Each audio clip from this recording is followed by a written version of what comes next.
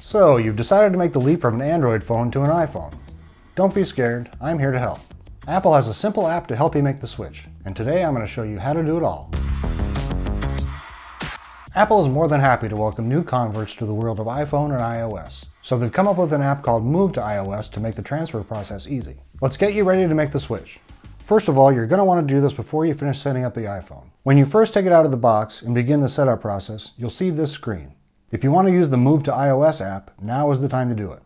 If you've already gone through the setup process and started using your iPhone, you can still transfer your data manually. Or you can reset the phone and start over from the beginning, which is what I'd recommend.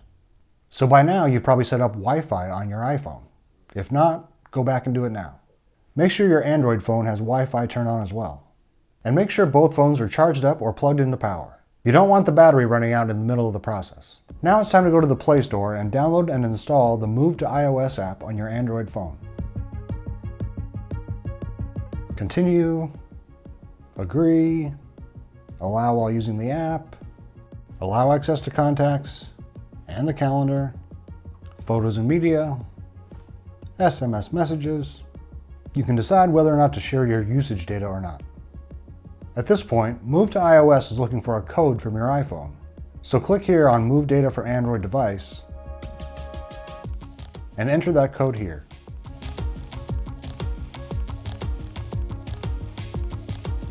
Tap Continue to connect to the Wi-Fi network created by your iPhone.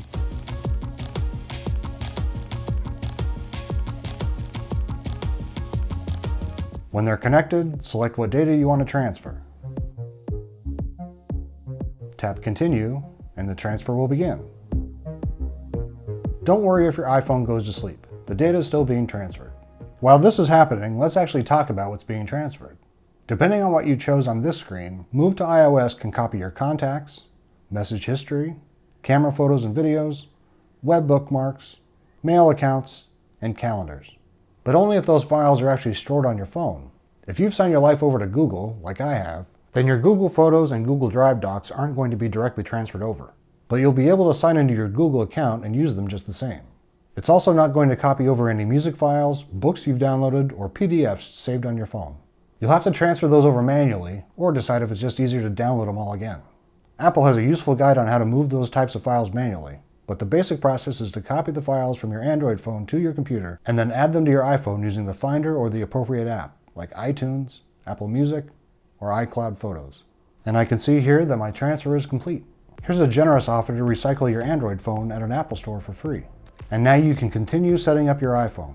If this is your first iPhone, you'll want to set up an Apple ID, or log in if you already have one. And then continue on through the rest of the setup process. And when you get to the home screen, you'll see this pop-up offering to download the iOS versions of the Android apps you had on the other phone. This seems like an all or nothing choice at this point, though you could always go and delete the downloads you don't want. While that's happening, I can see the photos that got copied over, and here are my contacts, and now the apps are done too. Once I sign into my Google account, I'm pretty much back where I started, except now it's all on my iPhone. You might need to go back to your Android phone and look for anything that didn't make the trip. Some of the apps may not have an iOS version, so go look for something similar in the App Store. Or you might just want to keep using your Android phone for that purpose. And again, check out Apple's guide for manually moving data for your music files or anything else if need be. So is this the end for your Android phone? It doesn't have to be. Check out my video on how to use your phone as a home security camera, and I'll put a link in the description for even more ideas.